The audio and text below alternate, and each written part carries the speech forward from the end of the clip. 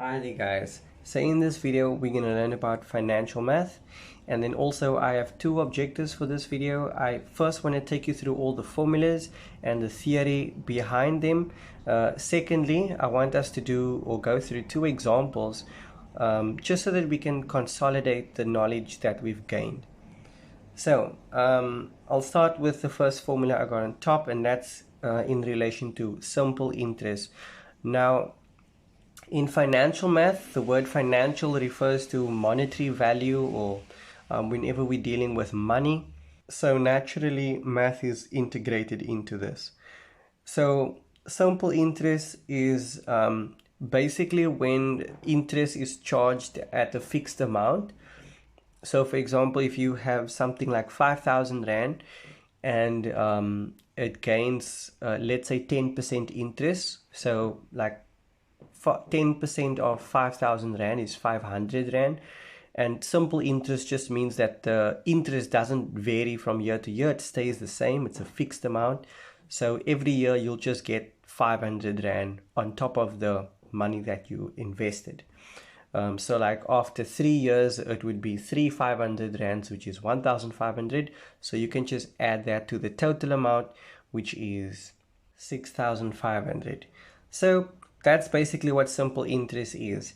And so this formula describes all of that. It says that we invest a principal amount, and that principal amount is added to the interest that is generated over a certain period, a certain number of years. And then it eventually amounts to this accumulated amount, which is the principal plus the interest for the particular number of years. And so that's how you calculate that.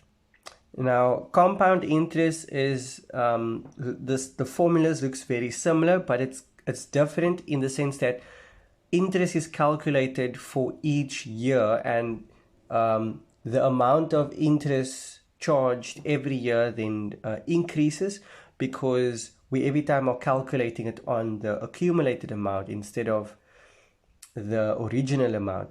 So if we use the same example of someone investing 5,000 Rand and there's 10% of interest, for the first year that person is getting 500 Rand. And so we add that to the original amount, which is 5,500. But in the second year, they don't just get a 500 Rand, they get a 550 Rand, because that is 10% of 5,500, which is the total amount of that first year. So that's how interest is calculated here. It's interest calculated on top of interest. So that's how we call this compound interest. So the formula to address that is this. Or we can look at it from this perspective. This is when we have a nominal interest rate. So nominal interest is like when they say an investment compounds monthly or quarterly or daily or weekly. It could be anything really, but then you just need to count the number of times that the money will compound, or that the investment will compound, and then substitute that value as this M here. So that's what this M is speaking about. It's the nominal value. Now there's a formula to convert nominal interest into effective interest, and this is the formula we use for that. So IEFF is I effective, the effective interest rate, and then INOM is the nominal interest, and then M is just that nominal value. So like I mentioned here, if it's monthly, then M is 12, and anything else, then you just adjust M accordingly. Now, depreciation is very straightforward. The formulas for depreciation looks very similar to compound and simple interest. We just adjust it with a minus inside the bracket, because depreciation refers to the value of something decreasing instead of increasing. So here we normally talk about assets of a company, or let's say your vehicle. If you own a vehicle, the value of that vehicle depreciates every year. So if you bought the vehicle for, let's say, 250,000 at the beginning of the period, if you had it for 10 years, then the value of that vehicle decreases over that 10-year period, and then you wouldn't be able to sell the car for the same amount that you bought it because of all the wear and tear on the vehicle, etc. Okay, now that we understand all these formulas, I forgot to mention here that I is the rate of depreciation. All the other letters is kind of the same thing. P is again the original price of the asset or the machinery or the vehicle, whatever it is. And then A is the carrying value or the book value of whatever piece of machinery or equipment or asset is depreciating. Now let's have a look at these two examples. We'll start with the first one. It reads, Company X bought a machine costing 25,000 exactly 10 years ago. Okay, so the machine is costing 25,000. This is the original price of the machine, and this was 10 years ago. Okay, so another important thing is while you're doing this financial math questions, which requires a lot of reading, make sure to highlight the important pieces of information in the paragraph. So the current book value, so this is the value of the machine now, is 6,250 Rand. And then it goes on to say that if depreciation is calculated via the straight line method, determine the rate per annum. Okay, so this is what we need to work out, the rate that it's depreciating, and we need to do it via the straight line method. Okay, so I'm just going to write down these important parts and get rid of the entire paragraph. So as you can see, I started writing down the formula as well as the pieces of information that I gathered from that paragraph. So A's value was 6,250. P's value was the 25,000. This was the original cost of the piece of machinery. Then we need to minus the interest rate, which is currently unknown, and the number of years, which is 10, or multiplied by the number of years. Okay, so now we just go ahead and solve I. So the first thing I'm going to do is divide by this 25,000. Okay, so both sides you have to divide by 25,000, which then gets rid of that. So I guess you just have 1 minus I multiplied by 10, which is just 10I. 10 multiplied by I. Okay, and then if I divide the 6,250 by that, well, the answer is just a quarter, or 0.25, however you want to write it. Okay, now I'm going to take the 10I across. So on this side I'll have the 10I, and it's positive, okay, because I'm taking it over. And then here I have 1 minus a quarter, because I'm also going to take the quarter across. And that kind of gives me, I'm going to carry on this side. That gives me 3/4. So 10I is equal to 3/4. Okay, what I now need to do is divide this by 10. And I'm actually now going to write it as a decimal. So that is equal to 0.075. Now I'm going to convert that to a percentage, because usually we write interest rates as percentage. In fact, this is a depreciation rate. So the depreciation rate is 7.5%.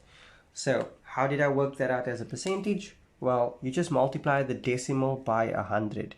So if I multiply the 0.075 by 100, you get this answer. But now for example number 2, let's read it.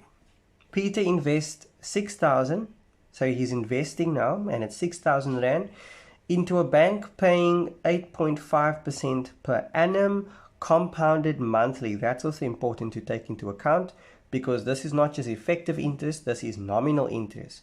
So every month this money or this investment compounds. The investment eventually then grows to 8,419 Rand 59 cents. Calculate how many years it took to achieve this. So what we need to work out is how many years. Okay, so normally we refer to this as the N value. The N is the number of years. We have A's value, we have P's value. P is the principal investment, and then A is the amount that it grew to. The interest is this over here. We need to work out N. So I'm starting this question in the exact same way by writing out the appropriate formula and then listing all the things that I need from that paragraph. So let me just substitute. A is the, well, accumulated amount, which is 8,419 Rand, 59 cents. P is the initial investment, which is the 6,000 Rand. Then the interest rate was 8.5%. I'm going to write that as 0.085. So you can see I'm writing it as a decimal. And I need to divide that by the nominal interest, which is, or the nominal value, which is 12. Okay. And then this is to the power of my number of years multiplied by the nominal value 12. So I'll just say n times 12, which is then 12n. Okay, now we need to solve this equation. So the first thing I can do is divide by the 6,000. So I'll take this amount over here and divide that by 6,000. Okay, that cancels the 6,000 on the right hand side. Okay, now there's no need to simplify any of these. I'll just leave it like this. If I do any simplification, or if you do any simplification, make sure not to round off the decimals prematurely. Only do that at the end of your answer. Okay, so what I want to do now is use log to solve this exponent. So the log law says that the exponent is equal to log, and over here I'll write the base, which is 1 plus that over there. That's the base of my exponent. And then as an answer on the other side, I'll fill in this value here. There's no need for me to simplify this any further than what it already is. So just like this, I will punch it into my calculator and then write down this answer for that expression. So this is 48.00002474. We can round that off to just 48. So 12n is equal to 48, which means n is equal to 4. So the question was, how many years? It takes us exactly 4 years.